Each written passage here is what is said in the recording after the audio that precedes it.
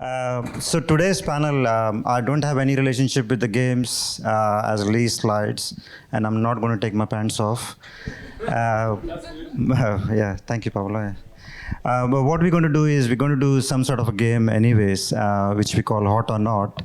But what that means is there are a lot of industry trends that you see happening in these days.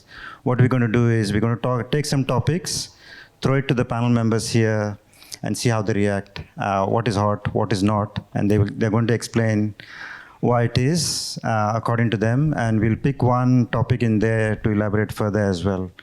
But before we go further, I'll introduce you to the panel. Starting from this side here, this is our good friend Chris. He sits into GRC team, specialized in privacy, IRAP, and other frameworks. Looks very calm and composed, but when it's time to get things done with the customers, he's the man to go to. Next is our James Bond from OffSec team, Sasha. Sasha looks after the logical and physical security assessments for us. A very, very polished guy. He also looks polished here. Amila, managing consultant, again sits in GRC space, deals with a lot of strategy and risk management work. Very hard to pass by when customer says no, so she's the go-to person to get things done and execute. And last but not the least, Pablo. When I look at Pablo, you know the Simpson character, the Mr. Burns excellent guy? That's what comes to my mind always when I see Pablo. And I know him for more than 5 years now, I think. But Pablo, that image has stuck in my head. I can't get rid of it, yeah. Without further ado, I guess we'll move with the panel. Let me test this. Hot or not. So just to explain the concept, I guess, what we're trying to do, I'll take some silly examples here. That's coffee mug, obviously, but I don't know what coffee you guys drink. Is latte hot or dirty chai latte hot, according to you guys? What do you guys prefer? I don't prefer both. Mine is oat latte extra hot. That is hot, yeah, extra hot, yeah. Must be embarrassing already. Yeah. The next one, that's the dirty chai latte. Shah may not like that picture, I think. I don't. Talking about Mario, I'm sure I know what I like, Luigi. But talking about Mario is hot or Deadpool? I don't know, you guys must have seen that movie lately, Deadpool, and what is that? Wolverine. The biggest mistake I did watched it with my teenage kids. I mean, I didn't know what was going on, but I went into the movie half an hour, and that's it. I had to switch it off. But yeah, so what we're going to do is we're going to throw all these pointers to the panel, not about Deadpool or anything else, but more about cybersecurity, and see how the panel reacts. Maybe to start with, then I'm going to pick risk strategy, and I'm going to pick Amila, you. It's going to be very spontaneous. You need to be quick. Obviously, someone is keeping the time. So I'm going to throw these topics. You're going to say hot or not, and then you just need to elaborate a little bit more on why. And then I'm going to pick one, or you can pick one random topic from there and go further, I guess. Okay, so let's start. Amila, risk matrix, hot or not? Risk metrics, they are not hot. Why? If you general risk metrics, they are not hot, but obviously business risk metrics are relevant to strategy, they are very hot. Fair methodology.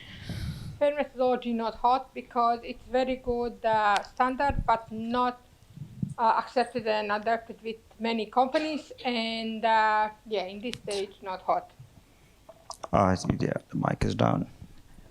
Yeah, it's on, I think. Yeah. Hello. Yeah, just bring it closer.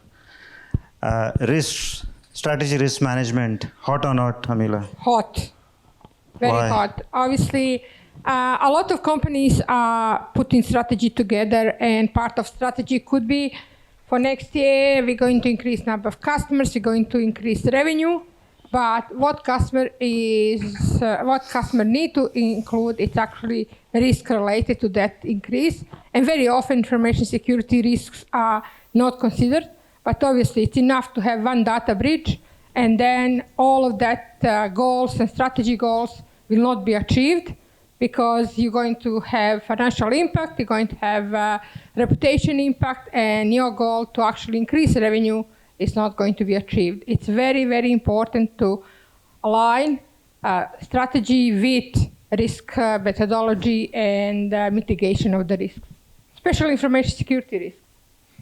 Thank you. What is requirement number 11.2 in ISO? Sorry, I just that wasn't in the script. Sorry. Balance scorecard. Balance scorecard, hot.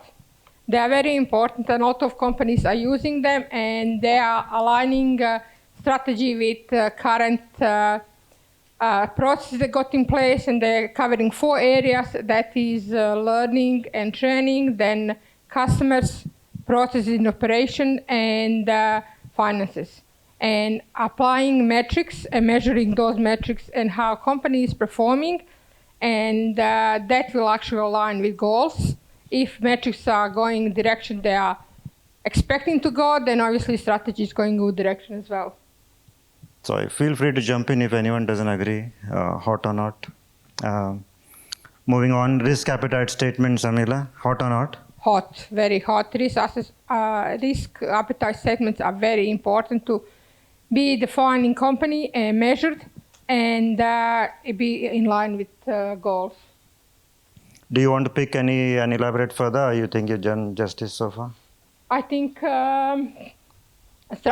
strategy risk management is very important, and I won't pick up that one. It's actually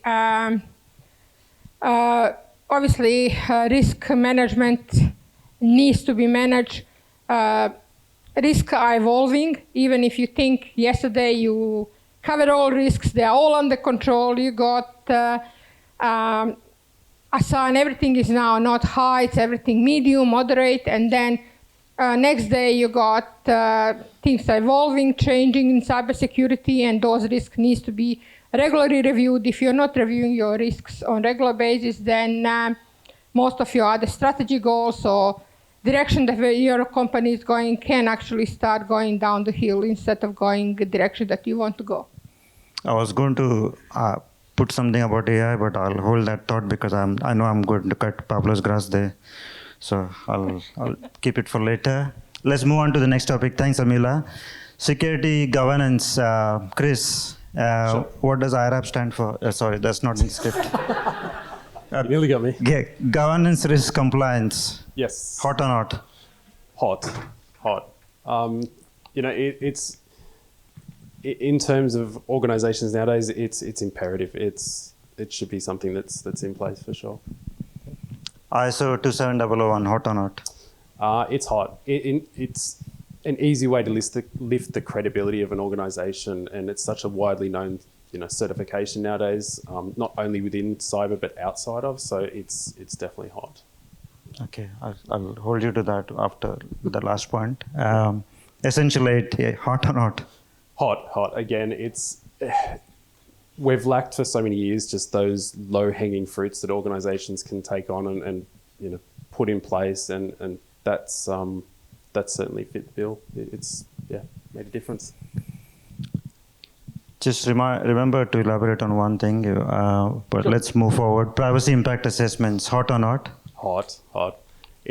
So privacy risk is becoming a topic of conversation more and more at the table now. So it's, let's face it, most organizations don't want to be seen on the, front of the Sydney Morning Herald for data leakage. So it's becoming a big thing. Guys, anyone who's to challenge the panel, just feel free to raise your hands up. Vivian? Sorry, I had a question for the previous slide in relation to the not hot for the FAIR methodology. So it's not necessarily looking just at the FAIR methodology, but risk quantification. Is that hot?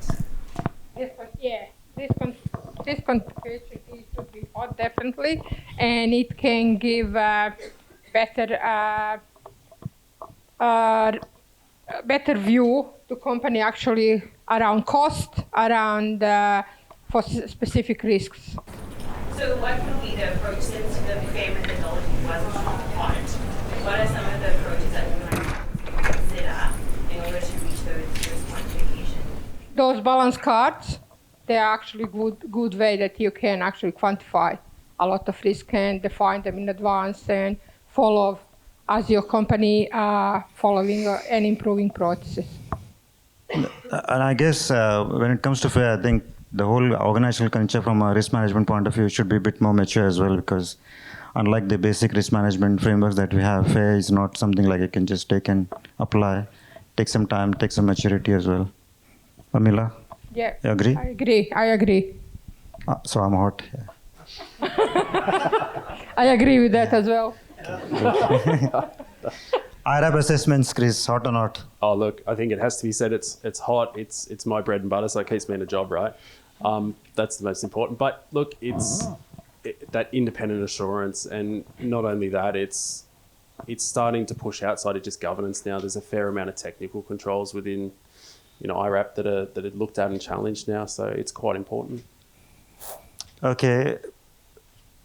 Do you want to pick one to elaborate? Because I have a question. Look, I can expand on IRAP. So, I mean, what we're seeing on the ground from a team's perspective is the change in the way customers are approaching it now. So previously, customers are being told they need to go and get IRAP assessed. We're now seeing customers get in front of that and start to, get the assessments underway because for a strategic reason, right? Because they're going to go to market for certain things. So there's a bit of a change in that sense. We're still finding a lot of customers aren't quite prepared as they enter into an assessment. So there's a level of consultancy on top from us as assessors nowadays where we're kind of assisting them through that process. So the question I had was, do you find any difference in, so any of these assessments, let's take IRAP, do you find any difference in doing assessments locally here opposed to some of the international clients with multiple frameworks that we deal with? I mean, some of our friends are here, some of our advocates. So yeah, what do you think of that? Yeah, definitely. I mean, when we do assessments for companies that are local here, they tend to be a little bit more prepared because they're on the ground. They know what's involved and what needs to be undertaken. So the conversations, as I said, we have with customers coming in from overseas to get assessments done is they're asking, more around why, how, what do we need to do, what resources we need to throw at it, how long does it take. So it's, a little bit different, but yeah. Excellent. Let's move on. Let's give James Bond some opportunity as well, if this moves. Looking forward to Yeah, this. there you go. I'm not British. Yeah. Oh, it doesn't matter. You're Australian James Bond, yes. Offensive security, Sasha, pen testing, hot or not? So Chris said hot to his bread and butter, and pen testing is my bread and butter, and I'm going to go with not. Pen testing is great. Pen testing is a must especially when you've got a new application or something that you're launching and you want to make sure that it's secure. But there's a massive but. People love to look at pen testing and say, cool, we've pen tested our app. It's secure. No one's going to hack us. We're going to be fine. And then, a few months later, they get breached because pen testing is looking at one small bit of your whole. It's something that has to fit into your security strategy, but it can't be the whole. It can't be the whole thing. And a pen test does not guarantee by any means security. It's something you need to do, but there's more things on top that you need to do to have a good comprehensive view. Anyone wants to challenge him? Yeah.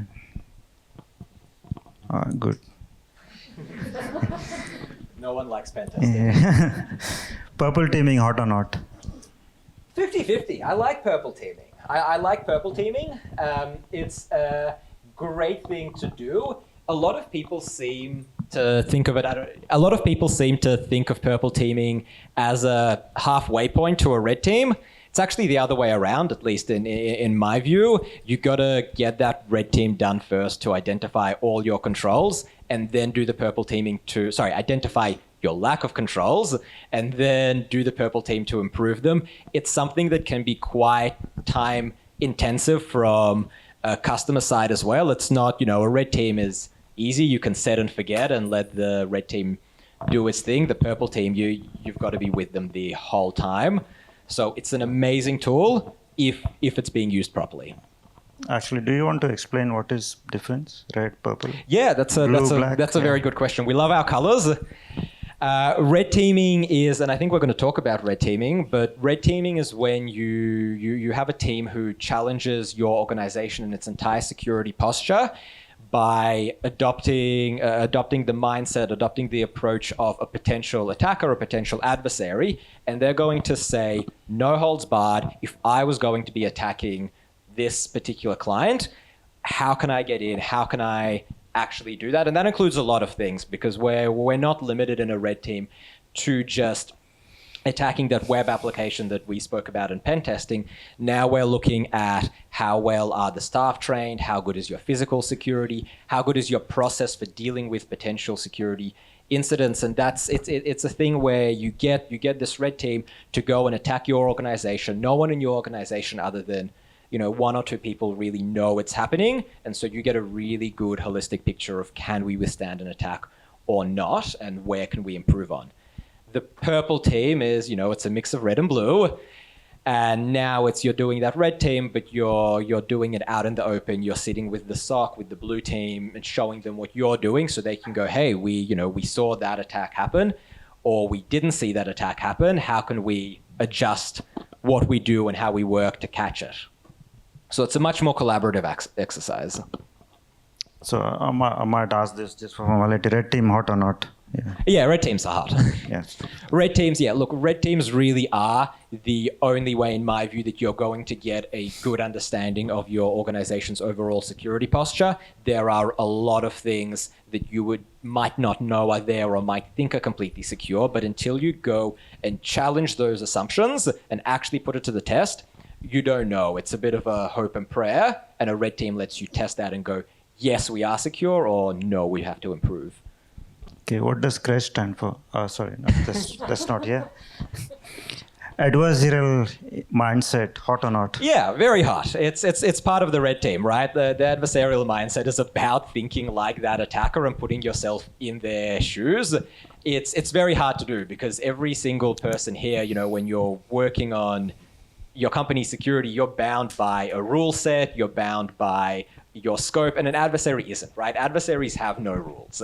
They can do whatever they want as long as it helps get them to succeed. And you can take the edge, of that a little bit by trying to adopt that mindset yourself without going for the full-blown red team. Like, if you just sit there and say, if I was attacking us, how would I do it? That might really help you identify the areas you should be focusing on. Actually, I have one more term to throw in, but let's finish this one first. Physical security and social engineering, hot or not? Yeah, very hot. Well, sorry, it should be very hot. I'm not sure it is. Physical security and social engineering, like the security for people and processes, this is where most companies fail. Without a doubt, when you get a red team assessment, 90% of cases probably, the red team is going to get in because they've sent someone a phishing email, because they've called someone up on the phone and convinced them to give them some information or click on a link. Or in a lot of cases, they're simply going to walk in to an office space and plug into one of the ports and go. Companies invest a ton in their cybersecurity, and unfortunately, they invest a lot less in training their people and their physical security. And that's kind of opens up a big gap that all that investment in the digital side of things doesn't necessarily cover and can leave you with a big gap. So yeah, this is a massive attack vector.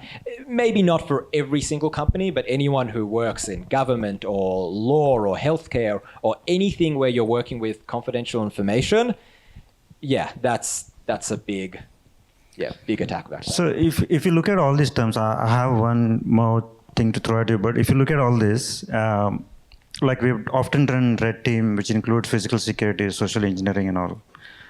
Like, would you consider that different, or it's part of red team? Or? No, it's part of a red team. Yeah.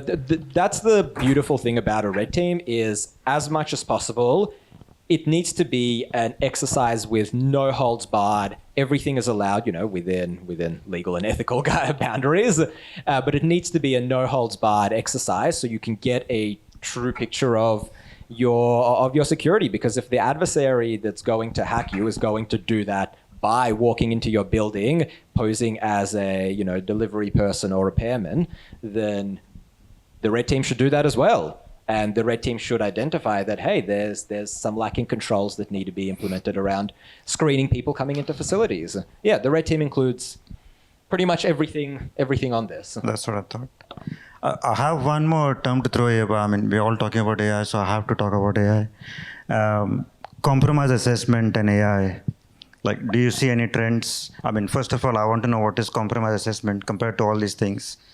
And then compromise assessments aligned to AI. Do you have anything to say on that? Yeah, so for a compromised assessment, an assumed breach scenario, it's a really good thing to test, because as part of, particularly when you're in that phase where you're not quite ready for a full red team, but you're thinking more and above and beyond the basic pen tests, it's amazing because I think Lee mentioned this in the last talk. You're going to get breached, right? It's not a question of if, it's a question of when. And for most companies, if it's not happening, then it's partly a matter of luck as well. It is going to happen. So you need to prepare for that. You need to have defense in depth, and these assumed breach scenarios let you cut out a lot of the other stuff and just test that scenario. Someone has been phished, because someone at some point will get phished. Can we then catch the adversary at that point? Have we got good controls within our network? Yeah. Excellent. Thank you. I've got the second part of that question, but... No, good. Anyone wants to test Sasha further on any other points that you may have in your Sasha, mind? what's the most interesting thing you've ever seen happen off the back of a physical security test?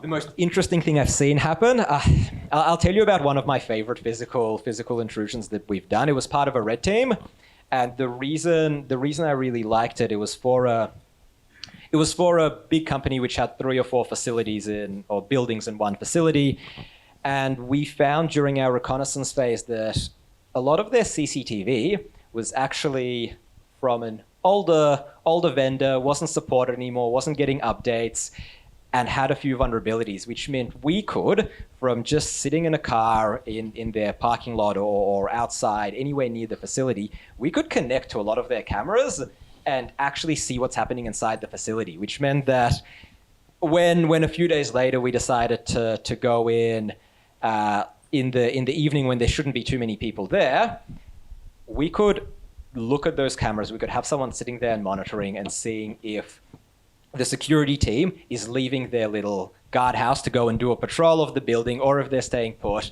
and that person monitoring could feed that information back to us and say, hey, you've got security coming, you might want to hide for the next 10 minutes, and then you can go back to trying to get through that door. So, yeah, it was a very fun experience. That's why I call you guys James Bond without guns. Yeah. See?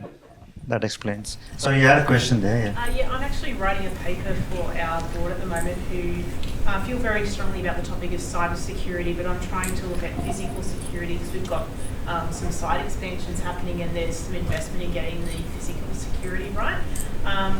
What I had in mind, and I just wanted to get your thoughts on that, was to actually come at it from a defence in depth perspective to try and talk about the importance of this layer in the overall scheme of things.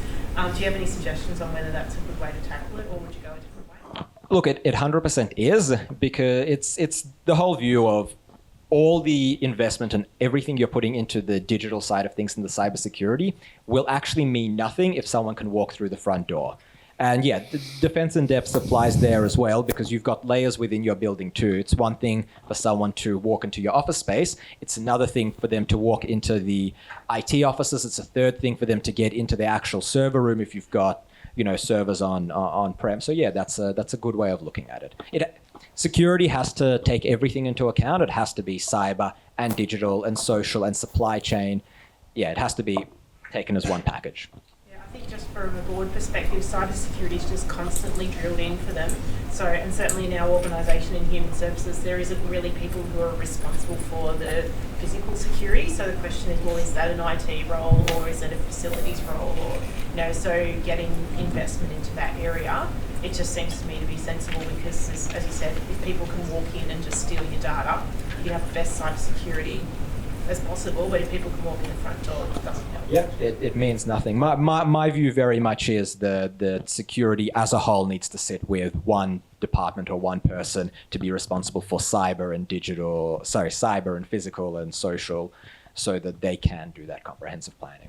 I think it gets difficult when you're in a shared building space and then someone else is managing the physical security of that particular building, or lift access and all that, and the flow access is someone else.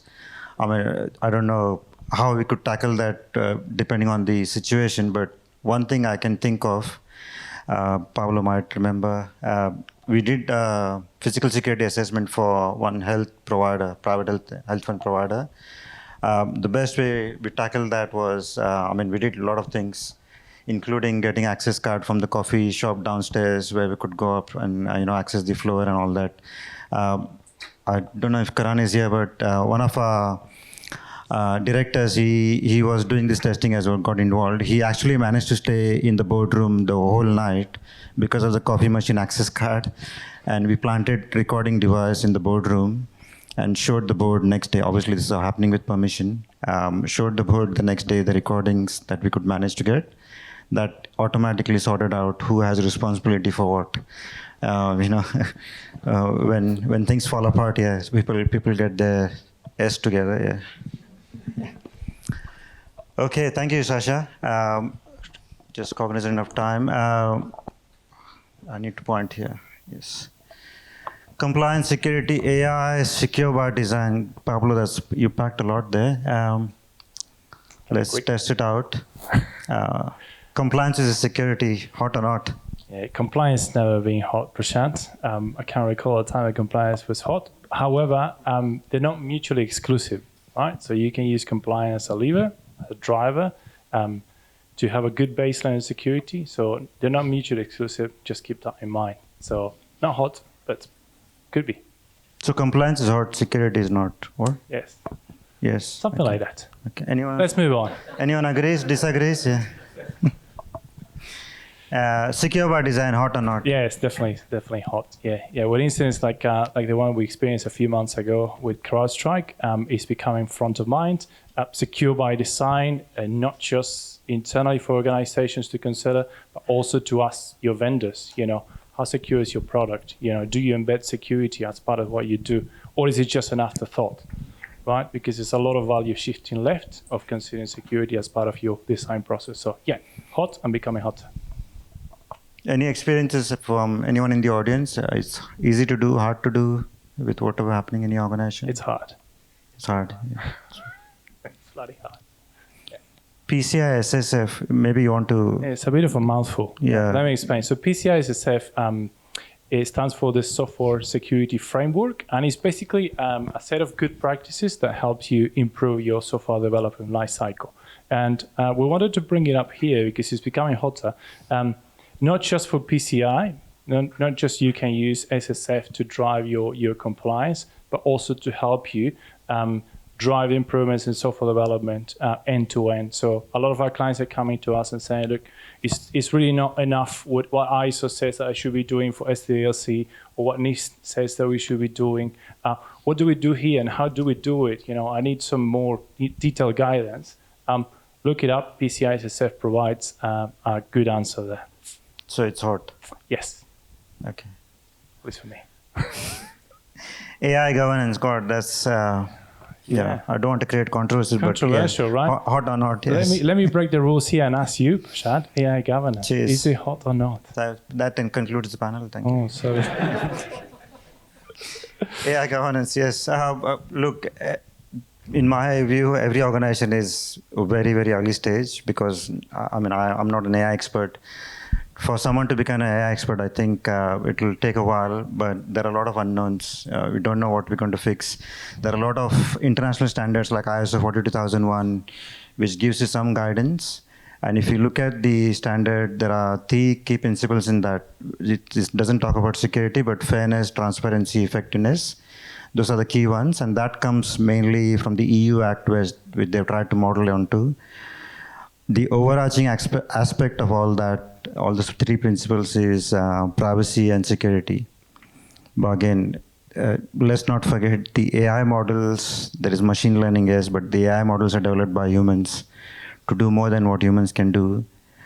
How we use it, how we apply it, that governance model, I think it differs organization by organization, be it someone producing an AI technology, be it someone consuming, be it someone importing, exporting. So different models, I guess, to apply for different organizations based on the culture and all that. But importantly, I think let's get the basic right and build some maturity before we even start talking about AI, because AI is not, it's not a FOMO because others are using, I should also use. Just make sure it aligns to your strategy as well. That's all I could say. Yeah, I totally agree with you there, Prashant. Just wanted to bring it up. For example, the European Union is regulating heavily in this area in terms of principles and transparency, as you were saying. AICD also has just released in October a paper to tell directors what to look for in terms of AI governance and risk management around there, including generative AI. So have a look. It's becoming hot, and I agree with you. ISO 42201 can help you, get the basics right and get that framework to get you going. But I don't know if you see any trends. I don't know if any audience has any inputs here, but surprisingly, I see a lot of adoption to ISO 42001 in Asia compared to Australia. Yeah. I may be wrong, but that's the trend I see. I haven't seen many conversations happening here, but more and more in Hong Kong and Singapore, some extent Philippines, there's a lot of conversations about implementing ISO 40000 certifications. Yeah. Anyways, a few minutes left. AI and OT solutions, hot or not? IoT, where do we start? We connected everything, right? We have kitchen appliances that connect to the Internet of Things. Securing that Internet of Things is becoming a real challenge. So it's becoming hot. The one thing I wanted to mention is the response from the industry is starting to be a little bit stronger. For example, ACSE just released, IoT principles and guidelines to help you understand what you need to be doing when talking about threat landscape and threat managing for IoT devices. And likewise, there's a nice framework that was released in May 2024 from Mitro Embed, and it's got a nice threat modeling coupled with the ISO for IoT. With some controls there. So there's plenty of guidance there. The needle is moving. It's becoming hotter. And I think the problem that we face is that we need more secure products. We can configure out of the box and secure by design and by default, right? So when you install it, you don't risk, a data breach when you do so. Yeah, talking about IoT, I think I don't know if anyone from CI industry here, but there's a lot of guidance on critical infrastructure IoT kind of assessments.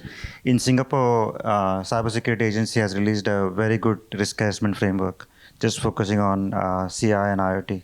It's a good reference point if anyone wants to have a look. But there is something similar. I think ACSC is also doing if it's already not there. Yeah. Any points you want to elaborate on further, Pablo? If you have any questions. The time is up. Any final questions from the audience before we wrap up? Matt, you had a question? Okay. We're just waving. You're just waving, yeah. You're missing Pablo too much. Yeah, that's right. Yeah. All right, thank you so much. Thanks for listening to us. Thank you for the panel as well.